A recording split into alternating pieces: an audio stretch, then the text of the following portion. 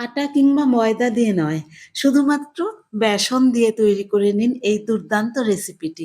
আর যখন ইচ্ছে তখনই খান। দারুণ স্বাস্থ্যকর আর দারুণ মুখরোচক। নমস্কার, আমি জয়শ্রী। আমার রান্নাঘরে সব্বাইকে স্বাগত। রেসিপিটি শুরু করছি। আমি একটা বোল নিয়ে এর মধ্যে একটা ছাঁকনি বসিয়ে এর মধ্যে ১.৫ কাপ পরিমাণে বেসন নিয়ে নিলাম। এগুলো প্যাকেটের বেসন নয়, খোলা বেসন। একটু দলা দলা থাকে জন্য আমি ছাঁকনি দিয়ে ভালো করে একটু চেলে নিচ্ছি। এইভাবে চেলে নিলে বেসনের দলাগুলোও ভেঙে যাবে আর গোলাতেও সুবিধে হবে। আর দেখুন এই যে এইরকম একটু দানা দানা বেরিয়েছে, এইগুলোকে বাদ দিয়ে দিচ্ছি। এই রেসিপিটি বানানোর সময় সবসময় বেসনটা এইভাবে চেলে নিলে পরে গোলাতে কিন্তু খুব সুবিধে হবে। এরপরে এর মধ্যে দিয়ে দিচ্ছি 1/2 চামচ পরিমাণে লবণ, 1 চামচ পরিমাণে চিনি আর 1/4 চা চামচ পরিমাণে হিং। হিংটা কিন্তু অবশ্যই দিতে হবে এই রেসিপিতে। সঙ্গে দিয়ে দিচ্ছি একদম মিহি করে কুচিয়ে নেওয়া 1 চামচ আদা আর 1 চামচ কাঁচা লঙ্কা কুচি। 2 চামচ পরিমাণে সাদা তেল আমি এর মধ্যে দিয়ে দিচ্ছি। সর্ষের তেলটা না দেওয়ারই চেষ্টা করবেন, যে কোনো সাদা তেল এর মধ্যে দিয়ে দিতে হবে। আর দিয়ে দিচ্ছি আধখানা লেবুকে একদম চিপে এর মধ্যে দিয়ে দিচ্ছি। এই লেবুর রসটা দিলে পরে ফ্লেভারটাও সুন্দর হয় আর ফুলবেও ভালো। এরপরে সমস্ত শুকনো উপকরণগুলোকে একসাথে ভালোভাবে মিশিয়ে নিচ্ছি। এরপরে যেই কাপ মেপে আমি বেসন দিয়েছিলাম সেই কাপ মেপেই জল নিয়েছি। প্রথমে 1 কাপ জল অল্প অল্প করে ঢেলে এর মধ্যে দিয়ে দিচ্ছি। আর গোলানোর সময় চামচের ডিরেকশনটা কিন্তু একই দিকে ঘোরাতে হবে, তবে গিয়ে এই খামান ধোকলা ভালো করে ফুলবে। 1 কাপ জল কিন্তু পুরোটাই আমি দিয়ে দিলাম। রংটা একটু ফিকে মনে হচ্ছে জন্য এর মধ্যে আমি সামান্য একটু হলুদ ব্যবহার করলাম। হলুদটা সম্পূর্ণ অপশনাল, আপনারা না চাইলে নাও ব্যবহার করতে পারেন। এরপরে আরও 1/2 কাপ জল আমি নিয়েছি এর মধ্যে। এই জলটুকুও আমি এর মধ্যে মিশিয়ে দেব। আমি ১.৫ কাপ বেসনের জন্য ১.৫ কাপ পরিমাণে জল দিয়েছিলাম। জলের মাপটা কিন্তু খুব ইম্পর্ট্যান্ট। আর ব্যাটারের ঘনত্ব ঠিক এই রকম হবে, খুব পাতলাও না আবার খুব ঘনও নয়। আর জল দেখুন এইটুকু বাড়তি ছিল, 1 চামচ মতো জল ১.৫ কাপের থেকে কম লেগেছে। এবারে ঢাকা দিয়ে এটাকে ১০ মিনিট আমি রেখে দিচ্ছি। এদিকে একটা কড়াই বসিয়ে এর মধ্যে স্ট্যান্ড দিয়ে ১ লিটার মতো জল আমি এর মধ্যে দিয়ে ঢাকা দিয়ে জলটা ফুটতে দেব। জলটা একটু বেশি দেওয়ার কারণ যাতে ১৫ মিনিট ফোটার পরেও জলটা শুকিয়ে না যায়। এদিকে ৩ খানা গ্লাস নিয়ে নিয়েছি।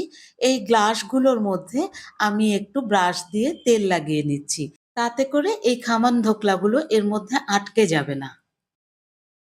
৩ খানা ব্রাশেই তেল লাগিয়ে এগুলোকে সরিয়ে রেখে দিচ্ছি। সম্পূর্ণ প্রিপারেশন শেষ হয়ে গেলে এবারে আমি ঢাকনা সরিয়ে ব্যাটারটাকে আরেকবার চেক করে নিচ্ছি যাতে কোথাও লাম্প রয়ে গেছে কিনা। এরপরে এই ব্যাটারের মধ্যে আমি ১ প্যাকেট ইনো ফ্রুট সল্ট দিয়ে দেব।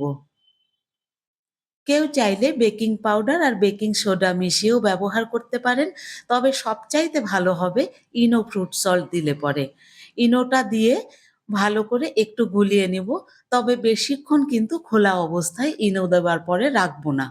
একটু তাড়াতাড়ি আমি এই গ্লাসের মধ্যে ঢেলে নেব, সেজন্য সম্পূর্ণ প্রিপারেশন করে তারপরেই আমি ইনোটা মেশালাম। গ্লাসগুলো কিন্তু পুরোটা ভরা যাবে না, কারণ রেডি হবার পরে একটু ফুলে উঠবে। এই খামান ধোকলাগুলো একটু ঠান্ডা ঠান্ডাই খেতে বেশ ভালো লাগে। সেজন্য যখন খুশি খাওয়া যায় একবার বানিয়ে রেখে দিলেই হলো। আর কেক মোল্ড বা কেক টিনের কোনো দরকার নেই, একদম স্টিলের গ্লাসেই তৈরি হয়ে যায়। জলটা ফুটে উঠেছে, এর মধ্যে আমি গ্লাসগুলোকে বসিয়ে দিয়ে ঢাকনা দিয়ে ১৫ থেকে ২০ মিনিট আমি জলের সঙ্গে ফুটতে দেব। এই ভাপেই কিন্তু সম্পূর্ণ ধোকলাগুলো রেডি হয়ে যাবে। ১৫ মিনিট ফুটিয়ে দেবার পরে এবারে ঢাকনাটাকে সরিয়ে নিয়ে একটা টুথপিক গেঁথে আমি একটু চেক করে নিচ্ছি। আর ওপর থেকে ফেটে গেছে, তাতেই পরিষ্কার বোঝা যাচ্ছে যে একদম রেডি হয়ে গেছে। ফ্লেমটাকে অফ করে দিয়ে আমি গ্লাসগুলোকে নামিয়ে নিলাম।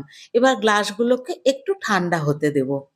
অন্যদিকে একটা ফ্রাইং প্যান বসিয়ে এর মধ্যে ২ চামচ মতো সাদা তেল দিয়ে দিলাম। তেলটা ভালো করে গরম হয়ে গেলে এর মধ্যে দিয়ে দেব ১ চামচ সর্ষে। সর্ষেটা যখন ফুটতে শুরু করবে, তখন এর মধ্যে আমি দিয়ে দিচ্ছি বেশ খানিকটা কারি পাতা আর কয়েকটা চেরা কাঁচা লঙ্কা। রেসিপিটি কিন্তু খেতে না ঝাল, না মিষ্টি, না নোনতা। সেজন্য খেতে সব্বাই পছন্দ করে। ১ কাপ মতো জল দিয়ে দিলাম, সামান্য একটু লবণ আর ১ চামচ চিনি।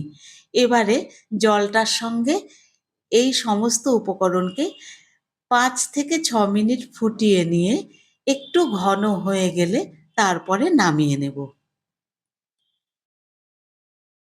এদিকে খামন ধোকলাগুলো ঠান্ডা হয়ে গেছে, গ্লাস থেকে ছেড়ে ছেড়ে আসছে। একটা ছুরি দিয়ে একটু পাশগুলো সেপারেট করে নিচ্ছি। তারপরে গ্লাসটাকে উল্টে নিয়ে বার করে নিচ্ছি।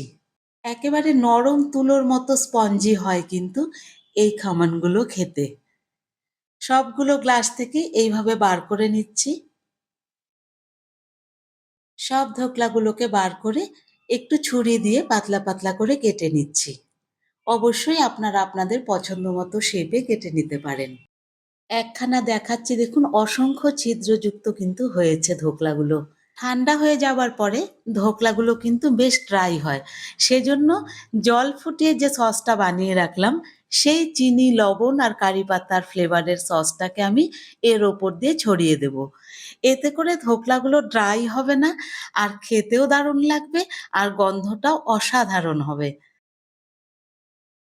এবারে একখানা ধোকলা আমি দেখাচ্ছি ভেঙে, কতখানি স্পঞ্জি আর নরম হয়েছে। আর খেতে তো দুর্দান্ত। রেসিপিটি ভালো লাগলে একটা লাইক করে দেবেন, আর কমেন্ট বক্সে অবশ্যই জানাবেন যে এই রেসিপিটি কেমন লাগলো। আর চ্যানেলটি সাবস্ক্রাইব করে আমার পাশে থাকবার অনুরোধ রইল। ধন্যবাদ। ভালো থাকবেন।